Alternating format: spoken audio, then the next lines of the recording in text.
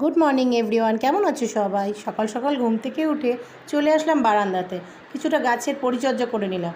এরপর এক গ্লাস গরম হরলিক্স খেয়ে বেরিয়ে পড়লাম পুজোর বাসি ফুলগুলো ফেলতে, কিন্তু অগত্যা যেখানে ফেলতে দিল না। চলে আসলাম কেবিল রিচার্জ করতে। এরপর সোজা চলে আসলাম বাজারে। আজও সেভাবে বড় ইলিশের দেখা নেই, অগত্যা কিছু ছোট ইলিশই কিনে নিলাম। কি করবো, দুধের স্বাদ হলেই মেটাই। আর কিছু সবজি নিয়ে সোজা বাড়ি চলে আসলাম। বাড়ি এসে দেখলাম মা রুটি করছে, আর আমি করে নিলাম একটু তরকারি বা রুটি তরকারি দিয়ে ব্রেকফাস্ট সেরে নিলাম। কিছু আয়রন করার ছিল, সেগুলোও সেরে নিলাম। লাঞ্চে খেলাম ইলিশ মাছের ঝোল, ডাল, ইলিশ মাছের মাথা ভাজা আর লাউয়ের তরকারি।